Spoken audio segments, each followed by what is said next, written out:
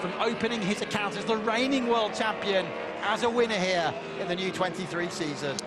Yeah, it's a disaster beyond our imagination, isn't it? In the UK, fortunately, we don't suffer from these things, and the devastation is incredible. And Toprak Razgatlıoğlu, obviously a Turkish rider, doing everything he can here to fly the flag high as he starts. Now the tip season is go in Australia. Gardner, excellent start. Locatelli, an even better start. And Bautista, with that Ducati power, is leading into turn one. Toprak is second. Jonathan Rea up to third ahead of Andrea Locatelli. Yamaha's all over the place, with Agata making an excellent start as well, and just dropping behind Alex Lowe's now.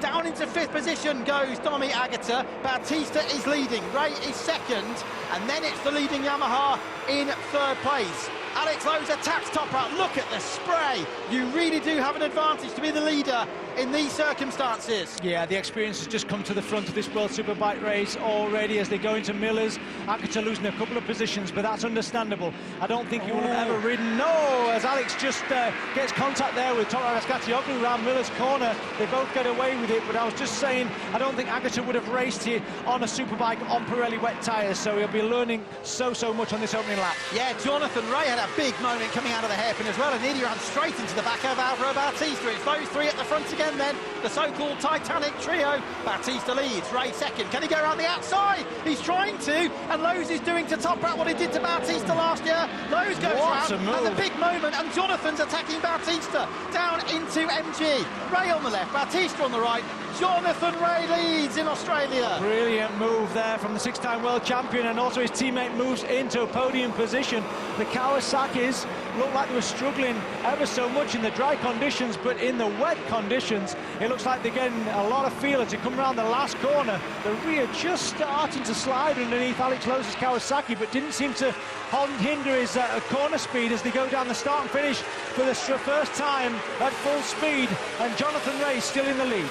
4 times a podium finisher here, Alex Lowe's. He's always brilliant in Australia. He won on his first Kawasaki weekend here 3 years ago, and he left Australia as the World Championship leader. Look at that river, once again, running across the track there between turns 1 and 2. Agata now under attack from his GRT teammate, Remy Gardner, both of them in their first World Superbike race. Redding's up there on the BMW as he attacks now as well, trying to make the most of these wet conditions, but we know BMW, like Honda, are really struggling at the moment over full race distance. There's Locatelli, he's had a really good, strong pre-season. We know how good the BMW is in the rain as well. Let's not forget the Portimao result for Van der Mark. What a result that was, and also the Donington Park wet weather races as well for Tom Sykes, wasn't it, a couple of years ago? So the BMW in rain conditions is a bit of a weapon as he comes out of Siberia now. It looks like the Australian Remy Gardner is just holding. Oh, Bassani out of the seat as Van der Mark goes underneath at the hay shed. Yeah, great move from Van der Mark. There and down goes Van der Mark on the BMW. A wonderful move. It was too wonderful. Michael Van der Mark is the first retirement this year. That is fast. The hay shed, it's a fast, and that bike will not be able to continue. There's never a bike that crashes on that particular corner that's not damaged too much to continue the race, so that is Van der Mark out of the first race here at Phillip Island. Same part of the track where Jonathan Rea crashed out of round 1 here when he was fighting back through the field after that off, when he was pushed off by Tom Sykes in 2020. There's Toprak. He won his first Yamaha race here in 2020. Jonathan Rea won his first Kawasaki race here in 2015. Bautista won his first Ducati race here in 2019. It's Jonathan Rea leading, Bautista second, Lowe's, Toprak, Locatelli. This is Domi Agata with Axel Bassani behind him. Then it's Gardner, Ertel, Petrucci and Michael Van der Mark out of the race in the biggest possible way. Oh, really unlucky. Look, he just comes out of the hay shed just on the right-hander, and there's not many right-hand corners here, and he might have just been struggling for temperature, and he was going a lot faster than the riders in front of him, especially trying to get underneath Remy Gardner through that section. And after breaking his leg really badly last year, his right leg first in pre-season testing and then again at Estoril, the last thing he needed back up to full fitness was a big crash like that. Let's hope he's okay. There's Danilo Petrucci having a go at Lecuona as Lecuona goes through on Ertel. Petrucci goes through on Ertel. Honda, Ducati all locked together. Petrucci then, his first ever wet race, his first ever World Superbike race in the wet conditions, and look how rider talent comes to the fore in weather like this. And the man who's won 2 MotoGP races. Second last year in Motor America. He's gone from Michelin tyres to Dunlop tyres and now to Pirelli rubber here in World Superbikes. Well, this will be like Barbados where they compete to the Dakar, so this shouldn't be a problem at all, these conditions. Lecuona, though, looking pretty aggressive. He looks like he wants to go a bit faster than that Honda does at times, I've seen, in pre-season testing and yesterday. He looks like he wants to go a bit quicker than it, and it's come off a few times. And let's see if he can keep his composure here. But Jonathan Rea now starting to just eke out at least a dozen bike lengths on Alvaro Bautista. We know how good the Ducati is in the wet, but Jonathan Rea last year at Magny-Cours and other places where there was a rare bit of rain was unbelievably strong. 7 times a race winner here in Australia, 118 times a race winner in his blisteringly fantastic World Superbike career so far. There's Bautista, he's still on it, isn't he, James, in that second place. Fastest lap then for Rea so far, a 1:42.173. His good mate Kev Havenhand, I know, watching at home now, having been replaced this year as he's retired from being Jonathan's right-hand man by Jonathan's brother, one of his brothers, Chris, who's now working with him in the paddock full-time this season, and they'll be loving this. This is where the world champions take advantage of these conditions to give yourself an opportunity of earning 25 points.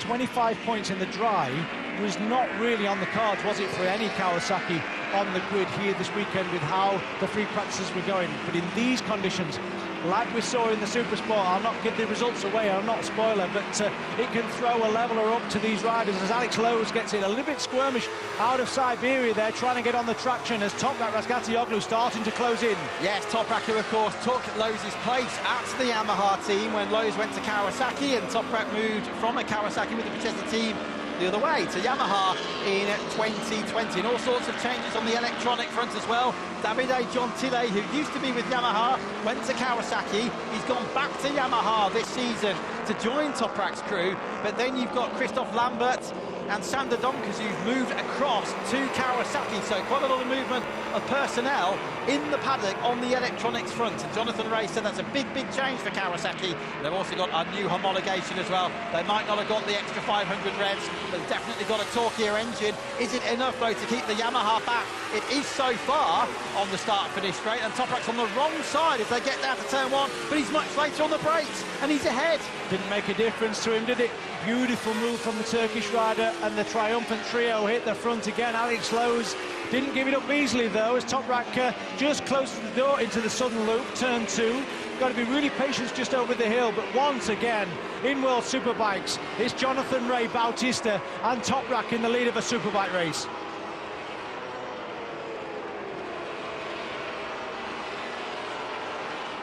Tom Sykes in his 350th World Superbike race, and his return to the series after a year in BSB is pitting, and there's a problem there on the Pacetti Kawasaki. Michael van der Mark's BMW is out. Tom Sykes' Pacetti Kawasaki out of the race. Side by side there in the background, that was Iker Lecuona and Danilo Petrucci. And no, it was Lecuona and Agata. Lecuona's gone ahead of Domi Agata, and he's up into 7th. Yeah, good. The Honda rider has been unbelievably quick at times. He was quickest in one of the pre-practice sessions. I remember, I think it was FP1. He was the quickest rider. Bassani just starting to go exceeding track limits there, nearly onto the curbs. You don't want to be touching the white lines through the hay shed. It's really fast through there. We saw what happened to Van der Mark as he comes down. MG, it's been a tough winter for the young Italian. He's not really gone his way. He's not got used to the 2023 Ducati. It's got the old exhaust system on. As you can see, it's very different to the two factory boys with the 2 single exhaust systems coming out the back. He's got a different exhaust system on that. But yeah, he's not found this form, but he's riding really well in these really dodgy conditions. Yeah, you're talking about exceeding track limits, and the official bulletin that went out here early in the week saying there's only 2 places you can actually gain an advantage by doing that here, and it's the exit of the last corner at the top of the screen, and the exit at the hairpin at turn 4, and the amount of standing water is getting worse there, as you saw for Lecuona running over the top of it. Then it is Bassani in there with Eggerter, sorry, Bassani ahead of them, then it's Lecuona, there's Eggerter, Petrucci, and this is Gardner versus Redding, and of course they won't have raced each other before. Scott Redding cuts through, great stuff from the BMW rider, and he takes the GRT Yamaha, and that then now is a top 10 for Redding. Yeah, nice, this is all they can do, achieving around this circuit. I know Rinaldi's not doing so good on paper, but for those 2 guys to be in front of Rinaldi in these conditions on their first time out is really impressive. The problem for Rinaldi Rinaldi is that it's not just Bautista leading. He's got Bassani on a Moto Corsa Ducati in 5th position, Petrucci on the Barney Spark bike in 7th position, Ertel on the Go 11 Ducati in 10th place, and this man, the Aruba factory team, down in 14th place. Redding's losing positions now badly as well. Petrucci's up to 7th. Vierge's just gone through and taken 8th. There's a bird of notice there on the right-hand side of the picture on the grass, just before the braking zone for the hairpin. I hope it stays on the grass. We had 4 red flags here caused by the geese alone on Monday. Often an issue here during tests in Australia. Never quite an issue, quite so much, luckily, in the races. There's more bikes around on the track altogether, more noise, and of course more spectators in the venue as well. Doesn't look like the number 1 on front of the Ducati is piling any unnecessary pressure onto the shoulders of Alvaro Bautista here, the world champion, putting in an unbelievable, consistent, calm, collected performance here at the first race of his championship that he's trying to retain.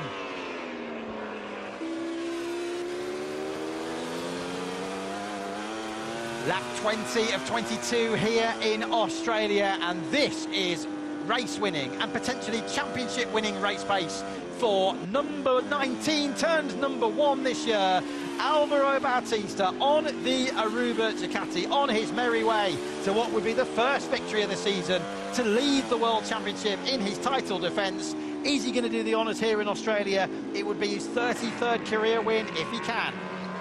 Yeah, Toprak was a couple of tenths quicker than Jonathan on that last lap, but I think with only 2.5 laps to go, I think Jonathan is going to be safe unless he makes any mistakes from here. And making mistakes when you haven't got possibly traction control and a quick shift is not difficult to do. So fingers crossed he'll keep his composure and his concentration, because this will be one of the hardest earned 20 points that Jonathan Ray's career will have ever had to put a shift in for. It's unbelievable, this round.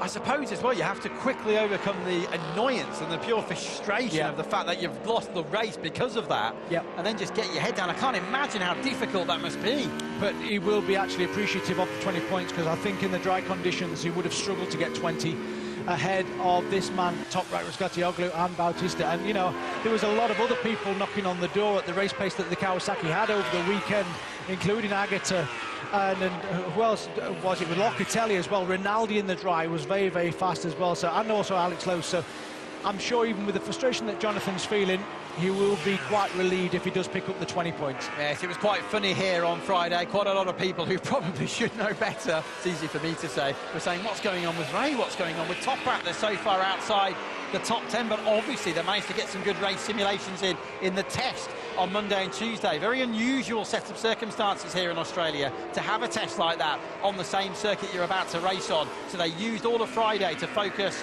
on race simulations as opposed to one-lap pace. You can see the Turkish flag there on the white part of the fairing just to the left as you look at it, of Toprak's number 54, of course, very much mindful of the devastating events of all of those earthquakes in Turkey and indeed Syria over the last few days. And Toprak's had a really emotional roller coaster of events. He's been helping pull people out of the wreckage of fallen buildings. He's even been sleeping in a car, as many people have, because they're too afraid to sleep in the buildings. And James, to have put that to one side, to come here to Australia, to have taken pole and now potentially a podium, a really impressive performance from Toprak, but an even more impressive performance by Bautista here. He's now just 1 lap and 1 corner away from opening his account as the reigning world champion, as a winner here in the new 23 season.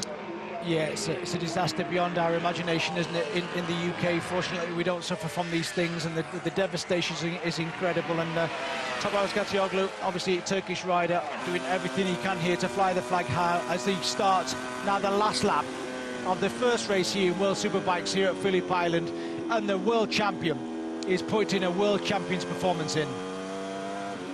Well, it was 1,463 days ago when he came here to Australia, his first outing in World Superbikes, and he did the treble, and it's looking jolly good for another treble, isn't it, this weekend? What about this, though? It's the fight for 7th and 8th places. Danilo Petrucci, he'll be really pleased with this. Self-confessed OCD maniac. I like that. He says he doesn't like leaving home until the TV remote control is at a right angle with the corner of the coffee table. I love that sort of organisation, and he'll be loving his 7th place, but he's got to keep Vierge behind him.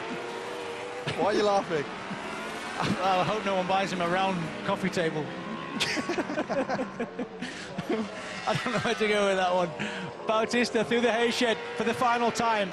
Barring no mistakes, he will be victorious here in the first race at Phillip Island, and it will be the first victory of a #1 plate on a Ducati since I was running around all those years ago in 2005. Wow. It's been a long time since a #1 on a Ducati has won a race, and he has been brilliant. Bautista was amazing last year, and as I say, the winter has been unbelievable. The changes that Ducati have made to the Ducati have got better and better. He's going to move ahead of Chaz Davis. He's going to move ahead of Toprak Razgatlıoğlu. He's going to equal Australia's very own Troy Corser to move into the top 6 with his 30